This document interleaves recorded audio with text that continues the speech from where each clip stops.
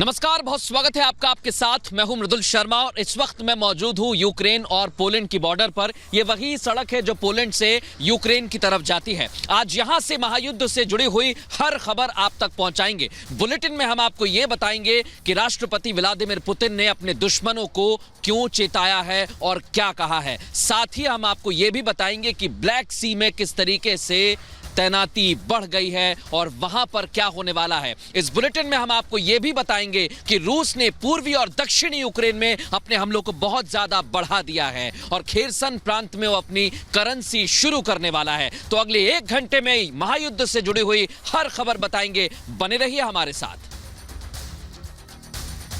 महायुद्ध का आज 64वां दिन है। 64वें दिन भी लगातार हमले किए जा रहे हैं और रूस प्लान के मुताबिक हमले कर रहा है। रूस ने पूर्वी और दक्षिणी यूक्रेन में बहुत ज्यादा हमले किए हैं। प्लान के मुताबिक वहां पर गोला बारूद बरसाया गया है।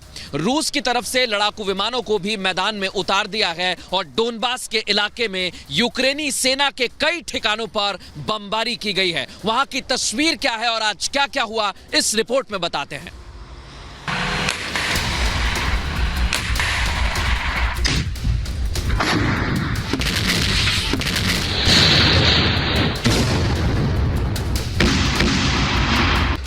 चौसठवें दिन ताबड़तोड़ प्रहार। रूस के कहर से हाहाकार। महायुद्ध में अब आर पार।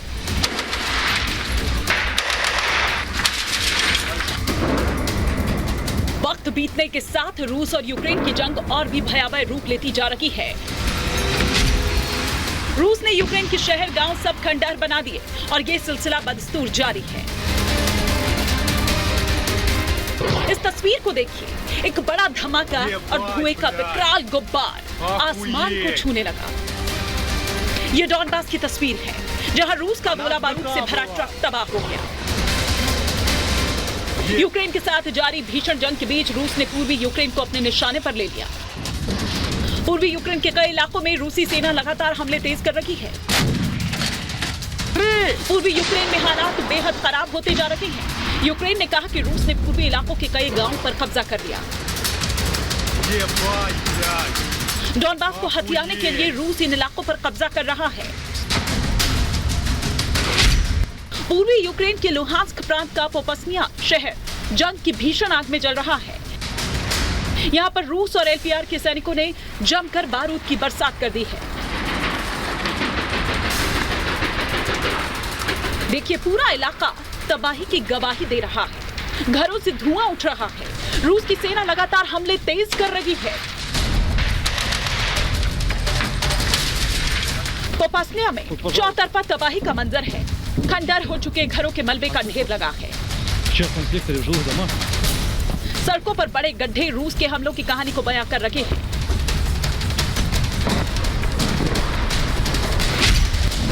डोनेट्स्क के पास मारियांका में रूस ने जबरदस्त हमले किए हैं। तस्वीरों में साफ देखा जा सकता है कि रूस कैसे यूक्रेन पर भीषण हमले कर रहा है। सिलसिलेवार धमाकों के बाद पूरा इलाका दहल उठा है। रूसी सैनिकों की लगातार बमबारी ने डोनेट्स्क को खंडहर में तब्दील कर दिया। नजरें जहां जाती है वहां सिर्फ तबाही है।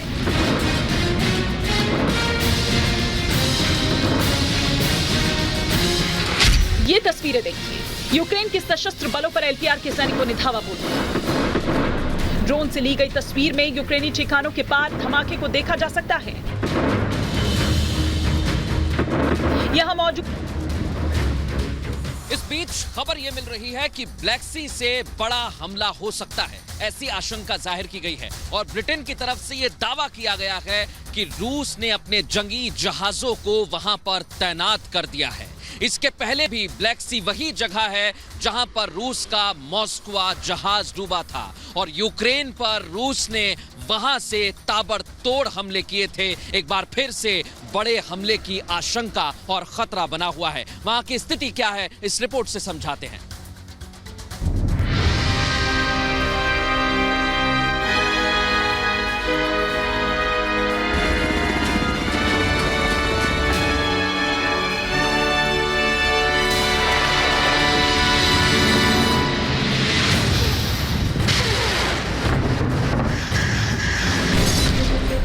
सी बवाल की आहट। रूसी नौसेना का बेड़ा तैनात।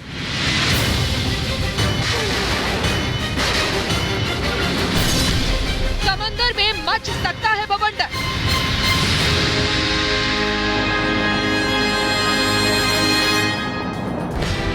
जमीनी लड़ाई के बाद अब तूफान समंदर में उठ सकता है। यूक्रेन से समंदर की पहुंच छीनने की कोशिश कर सकता है रूस। यूक्रेन को समंदर से पूरी तरह घेरने की तैयारी में है रूस, ये कहा जा रहा है। रूस पहले भी ब्लैक सी से मिसाइलें यूक्रेन पर छोड़ता रहा है।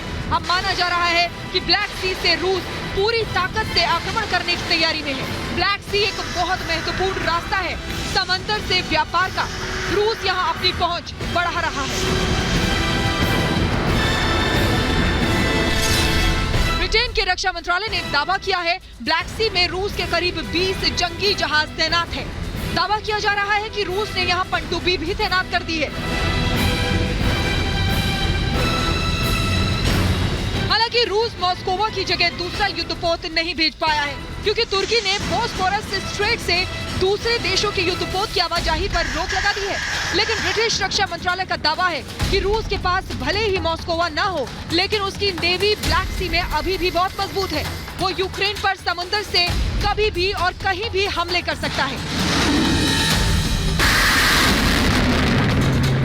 ब्लैक सी से मिसाइल हमले। इस युद्ध के दौरान रूस ब्लैक सी का लगातार इस्तेमाल कर रहा है। यहाँ से उसने कई बार कैलिबर मिसाइलें छोड़ी हैं।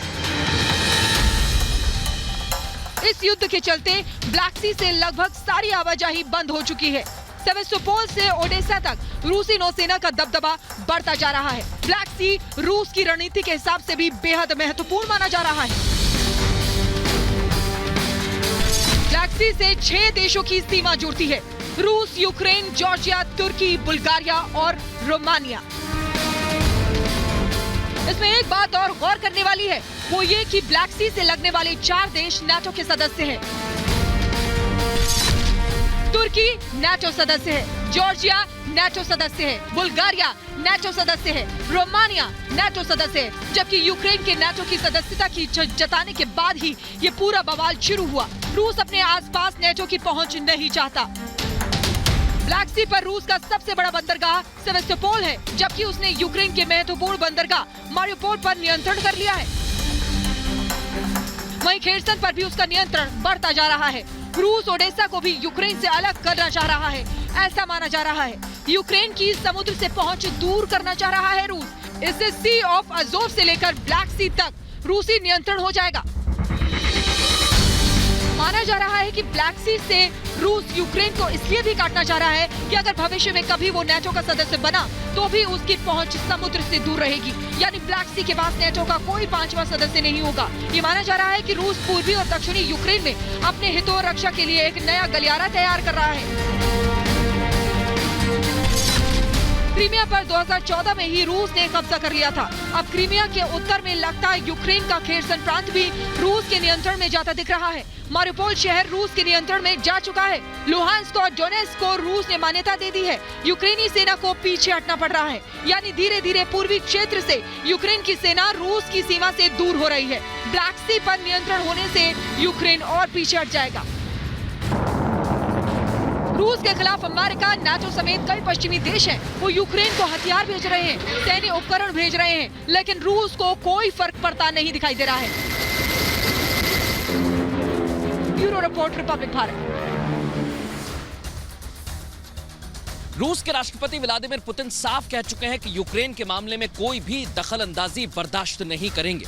उन्होंने ये साफ कर दिया है और उन्होंने ये भी कहा कि अगर कोई दखलंदाजी होती है तो उनके पास जिस तरीके के हथियार हैं वो दुनिया में किसी के पास नहीं है।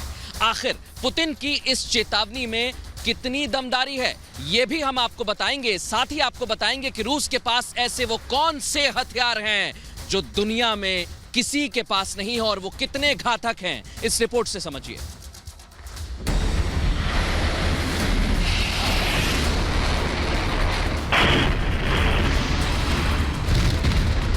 रूस की शक्ति दुनिया देख रही है।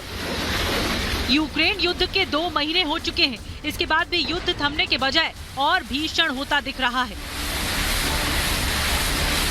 अब रूसी राष्ट्रपति पुतिन की चेतावनी के बाद तनाव और बढ़ सकता है और पुतिन की चेतावनी सिर्फ यूक्रेन नहीं बल्कि अमेरिका, ब्रिटेन समेत उन देशों के लिए है जो यूक्रेन के साथ हैं।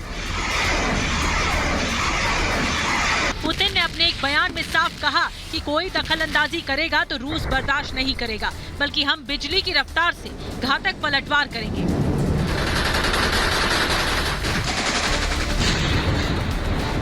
To interfere in these events from the outside.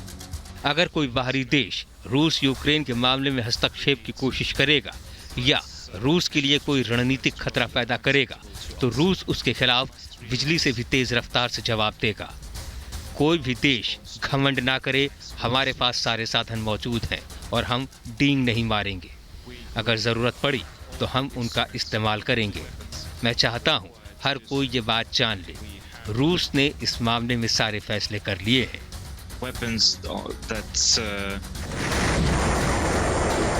Putin ने जो चेतावनी दी उसमें उन्होंने कहा कि हम दखलंदाजी करने वालों पर घातक पलटवार करेंगे।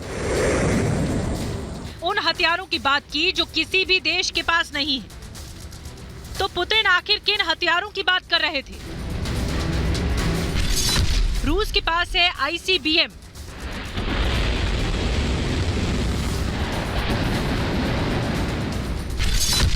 रूस के पास है हाइपरसोनिक मिसाइल,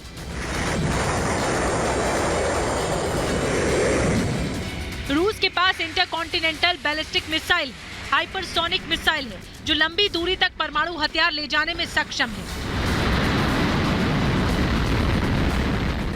यूक्रेन युद्ध में रूस ने हाइपरसोनिक किंजल मिसाइल का प्रयोग भी किया है। अमेरिका के पास भी हाइपरसोनिक मिसाइलें नहीं हैं। ये वो मिसाइलें हैं जो आवाज की गति से कई गुना तेजी से जाती हैं, रडार की पकड़ में नहीं आती हैं और टारगेट पर हमला कर देती हैं।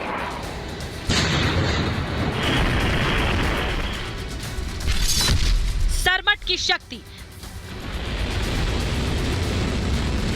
वहीं रूस ने हाल ही में सरमट मिसाइल सिस्टम का परीक्षण कर सबको चौंका दिया। ऐसी मिसाइल जो करीब 18,000 किलोमीटर दूर तक वार कर सकती है। एक